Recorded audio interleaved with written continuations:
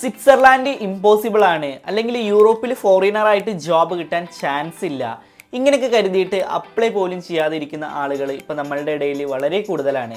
എന്നാൽ ഞാൻ ഈ ഒരു വീഡിയോയിൽ നിന്ന് പറയാൻ പോണത് സ്വിറ്റ്സർലാൻഡിലേക്ക് എങ്ങനെയാണ് ഒരു ജോബിനായിട്ട് പോകാൻ പറ്റുക, എങ്ങനെ നമുക്ക് ജോബ് നേടിയെടുക്കാൻ പറ്റും, ഏതൊക്കെ വഴി നമുക്ക് നേടിയെടുക്കാൻ പറ്റും, അങ്ങനെയുള്ള കാര്യങ്ങളാണ്. പക്ഷേ എന്നാലും ഇതിന് മുമ്പ് നമ്മൾ കുറച്ച് റിയാലിറ്റി എന്താണെന്നുള്ളത് നമ്മൾ മനസ്സിലാക്കണം. നിങ്ങളുടെ കാര്യം തന്നെ ഒന്ന് ആലോചിച്ച് നോക്ക്. നമ്മൾ ഈ ഒരു വീഡിയോ കാണുന്നതിൽ ഒരു 90% ആളുകളും എല്ലാവർക്കും ഒരു ലിങ്ക്ഡ്ഇൻ അക്കൗണ്ടൊക്കെ ഉണ്ടാവും. പക്ഷേ അതൊരിക്കലും ആക്റ്റീവ് ആവണമെന്നില്ല. നമ്മളൊരു പേരിന് ഒരു ലിങ്ക്ഡ്ഇൻ അക്കൗണ്ട് ഉണ്ടാക്കിയിട്ട് കാര്യമില്ല. ഒരു ദിവസം നമ്മളൊരു 30 അപ്ലിക്കേഷൻസിൽ നമ്മൾ സെൻഡ് ചെയ്യണം. ഞാൻ ആരും കുറ്റപ്പെടുത്തി സംസാരിക്കുകയല്ല, ബട്ട് അതാണ് ഒരു റിയാലിറ്റി എന്ന് പറയുന്നത്. ഇപ്പോൾ എൻ്റെ കാര്യം പറയുകയാണെന്നുണ്ടെങ്കിൽ എനിക്കിപ്പോൾ പല യൂണിവേഴ്സിറ്റികളിലായിട്ട്, അതായത് യൂറോപ്പിലുള്ള പല യൂണിവേഴ്സിറ്റികളിലായിട്ട് മീറ്റപ്പ് ഉണ്ടാവാറുണ്ട്, ഓൺലൈൻ മീറ്റപ്പ് ഉണ്ടാവാറുണ്ട്. അതുപോലെ തന്നെ അവിടെയുള്ള പല എംപ്ലോയേഴ്സായിട്ട് മീറ്റപ്പ് ഉണ്ടാവാറുണ്ട്, പല ഏജൻസികളായിട്ട് മീറ്റപ്പ് ഉണ്ടാവാറുണ്ട്. സോ അതിൻ്റെയൊക്കെ ഒരു അടിസ്ഥാനത്തിലാണ് നമ്മൾ ചെയ്യുന്ന വീഡിയോസും എല്ലാം. സോ നമ്മൾ എപ്പോഴും അപ്ലൈ ചെയ്യുമ്പോൾ പ്രോപ്പറായിട്ട് അപ്ലൈ ചെയ്യുക. സോ നമ്മളിന്ന് നോക്കാൻ പോണത് ഈ ഒരു സ്വിറ്റ്സർലാൻഡിലേക്ക് എങ്ങനെയാണ് ജോബുകൾ നമുക്ക് നേടിയെടുക്കാൻ പറ്റുക എന്നുള്ളതാണ്. അതായത് ജനേവ എന്ന് പറയുകയാണെന്നുണ്ടെങ്കിൽ സ്വിറ്റ്സർലാൻഡിലുള്ള ഒരു നഗരമാണ്. ലോകത്തിലെ തന്നെ ബിഗ്ഗസ്റ്റ് ഇന്റർനാഷണൽ ഓർഗനൈസേഷൻ ഉള്ള ഒരു സ്ഥലമാണ് ഈ ഒരു ജനേവ എന്ന് പറയുന്നത്.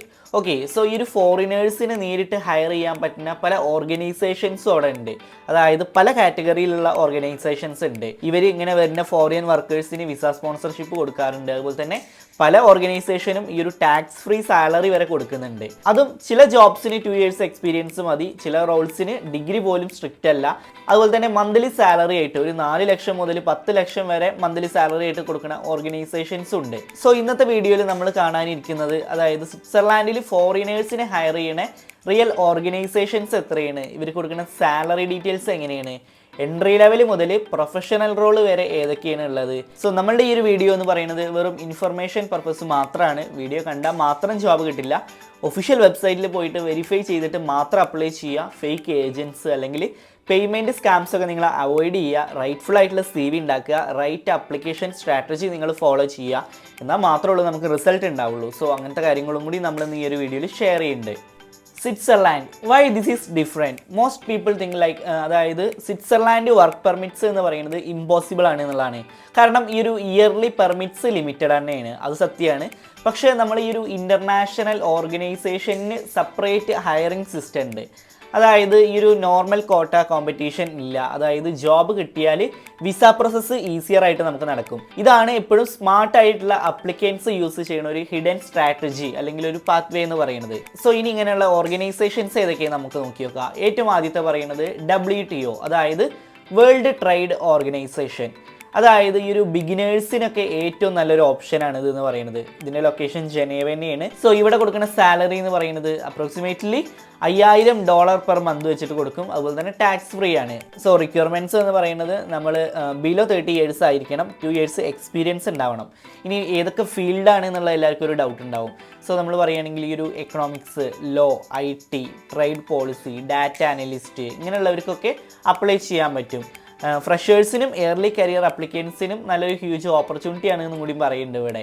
ഓക്കെ, സോ ഇവരുടെ വെബ്സൈറ്റൊക്കെ ഞാൻ ഡിസ്ക്രിപ്ഷനിൽ കൊടുക്കുന്നുണ്ട്. നിങ്ങൾ ഇവരുടെ വെബ്സൈറ്റിൽ പോയി നോക്കുക ഏതിനൊക്കെയാണ് അപ്ലിക്കേഷൻസ് അല്ലെങ്കിൽ വേക്കൻസികൾ ഉള്ളത് നിങ്ങൾ നോക്കുക. ഓക്കെ, സോ അതുപോലെ തന്നെ രണ്ടാമത്തെ ഒരു ഓർഗനൈസേഷൻ എന്ന് പറയുന്നത് CERN ആണ്.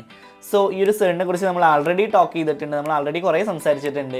ഈ ഒരു CERN എന്ന് കേൾക്കുമ്പോൾ എല്ലാവർക്കും ഒരു സംശയം, ഈ ഒരു CERN എന്ന് പറയുന്നത് ഒരു റിസർച്ച് ഓർഗനൈസേഷൻ ആണ്, but not only for scientist. Most ആളുകളും അങ്ങനെയാണ് വിചാരിക്കുന്നത്, ഈ ഒരു CERN എന്ന് പറയുന്നത് സയൻറ്റിസ്റ്റിന് മാത്രമാണ് എന്നുള്ളത്. പക്ഷേ ഇതിൻ്റെ ഒരു ട്രൂത്ത് എന്ന് പറയുകയാണെങ്കിൽ നമുക്കിവിടെ HR ജോബുകൾ, ഫിനാൻസ് സെക്ടറിൽ അല്ലെങ്കിൽ അഡ്മിന്, ലീഗല്, IT റോൾസ് ഇങ്ങനെയുള്ളവർക്കൊക്കെ ഹയറിങ് ചെയ്യുന്നുണ്ട്. ഒരു എക്സാമ്പിൾ റോൾ എന്ന് പറയുകയാണെന്നുണ്ടെങ്കിൽ നമുക്ക് അഡ്മിനിസ്ട്രേറ്റീവ് അസിസ്റ്റൻറ്റ് ഇങ്ങനെയുള്ള ജോബ്സൊക്കെ കിട്ടും. സാലറി ആയിട്ട് നമുക്ക് $6000 പെർ മന്ത് നമുക്ക് കിട്ടും. അതും ടാക്സ് ഫ്രീ സാലറി ആണെന്ന് പറയുന്നുണ്ട്. ഇവിടെ നമുക്ക് ബെനിഫിറ്റ്സ് ഒക്കെ എന്ന് പറയുകയാണെങ്കിൽ ഇപ്പോൾ നമുക്ക് പെയ്ഡ് ലീവ് കിട്ടും. അതുപോലെ തന്നെ ഫാമിലി അലോവൻസ്, റീലൊക്കേഷൻ സപ്പോർട്ട്, ഇതൊക്കെ നമുക്ക് കിട്ടുന്ന ഒരു ബെനിഫിറ്റ്സ് ആണ്. സോ യൂറോപ്പ് എൻട്രിക്കുള്ള ഒരു അൺറേറ്റഡ് പാത്ത് വേ ആണ് വേണമെന്നുണ്ടെങ്കിൽ നമുക്ക് ഈ ഒരു CERNനെ പറയാൻ പറ്റും. ഓക്കെ, പിന്നെ മൂന്നാമത്തെ ഒരു ഓർഗനൈസേഷൻ എന്ന് പറയുന്നത് WIPO, അതായത് ടെക് ആൻഡ് ലോ പ്രൊഫഷണൽസിനുള്ളത്. ഇപ്പോൾ ഈ ഒരു cyber security, tech, media, copyright അല്ലെങ്കിൽ ലീഗൽ പ്രൊഫഷണൽസിന് ഹ്യൂജ് ഓപ്പർച്യൂണിറ്റിയാണ് ഇവിടെ. അതുപോലെ തന്നെ ഇവർക്ക് കൊടുക്കുന്ന സാലറി എന്ന് പറയുന്നത് പെർ ഇയറിൽ $95,000 പെർ ഇയർ കൊടുക്കാറുണ്ട്. ഓക്കെ, അതുപോലെ തന്നെ സീനിയർ റോൾസിനെ കാണുന്നുണ്ടെങ്കിൽ അതിനും കൂടുതൽ കിട്ടും കേട്ടോ. എന്നാൽ എത്രയെന്നുള്ളതൊന്നും പറയുന്നില്ല, കാരണം ആർക്കും കേൾക്കുമ്പോൾ ചിലപ്പോൾ വിശ്വസിക്കുന്നുണ്ടാവില്ല. പിന്നെ എക്സ്പീരിയൻസ് എന്ന് പറയുന്നത് ഒരു 3 to 7 years നിങ്ങൾക്ക് എക്സ്പീരിയൻസ് ഉണ്ട് എന്നുണ്ടെങ്കിൽ, നല്ലൊരു പോർട്ട്ഫോളിയോ ഉണ്ട് എന്നുണ്ടെങ്കിൽ നിങ്ങൾ ട്രൈ ചെയ്യുക. പിന്നെ അതുപോലെ തന്നെ നാലാമത്തെ ഒരു ഓർഗനൈസേഷൻ എന്ന് പറയുന്നത് ITU, അതായത് remote plus Switzerland jobs. So ഇതിൻ്റെ ഒരു ബെസ്റ്റ് പാർട്ട് പറയുന്നത് തന്നെയാണ്, അതായത് റിമോട്ട് റോൾസ് ഒക്കെ ഒരുപാട് കിട്ടും. ജനീവ ബേസ്ഡ് റോൾസും ഉണ്ട്. ഓക്കെ, അതായത് റോൾസ് എന്ന് പറയുകയാണെങ്കിൽ ഈ ഒരു AI consultant, telecom specialist, tech consultant, ഇങ്ങനത്തെ ജോബ്സ് ഒക്കെ നമുക്ക് കിട്ടും. സോ നമുക്കിവിടെ കിട്ടുന്ന സാലറി ഒരു $230 to $420 വരെ പെർ ഡേ നമുക്ക് കിട്ടും. ഓക്കെ, അതായത് ഈ ഒരു ടെക് ബാക്ക്ഗ്രൗണ്ട് ഉള്ളവർക്കൊക്കെ ഡെഫിനറ്റ്ലി നമുക്കിവിടെ ചെക്ക് ചെയ്യണം. ഓക്കെ, പിന്നെ അതുപോലെ തന്നെ അഞ്ചാമത്തെ ഒരു ഓർഗനൈസേഷൻ എന്ന് പറയുന്നത് വേൾഡ് എക്കണോമിക് ഫോറം, അതായത് WEF. ഈ ഒരു ഡാവോസ് സമ്മിറ്റ് നടക്കുന്ന ഒരു സെയിം ഓർഗനൈസേഷൻ തന്നെയാണിത്.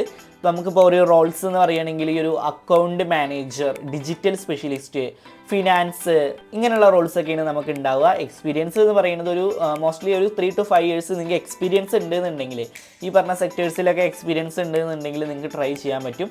മെയിനായിട്ട് പറയുകയാണെങ്കിൽ ബിസിനസ് പ്ലസ് സ്ട്രാറ്റജി പ്രൊഫഷണൽസിന് നല്ലൊരു ഓപ്ഷൻ തന്നെയാണ്. സോ നമ്മൾ ഈ പറയുന്നതിൻ്റെ ഒക്കെ വെബ്സൈറ്റ് ഞാൻ ഡിസ്ക്രിപ്ഷനിൽ കൊടുക്കുന്നുണ്ട് കേട്ടോ, നിങ്ങൾ അതുവഴി കയറി നോക്കി തന്നെ വേണം.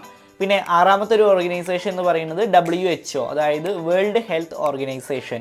WHO കുറിച്ചിട്ട് നിങ്ങൾക്ക് എല്ലാവർക്കും അറിയുന്നതായിരിക്കും. അതായത് മെയിനായിട്ട് പറയുകയാണെങ്കിൽ ഈ ഒരു ഹെൽത്ത് കെയർ ബാക്ക്ഗ്രൗണ്ട് ഒക്കെ ഉള്ളവർക്ക് നല്ല നല്ല ഓപ്പർച്യൂണിറ്റീസ് ഉണ്ടാവും. ബിഗ്ഗസ്റ്റ് അഡ്വാൻറ്റേജ് ആണ് ഇവിടെ.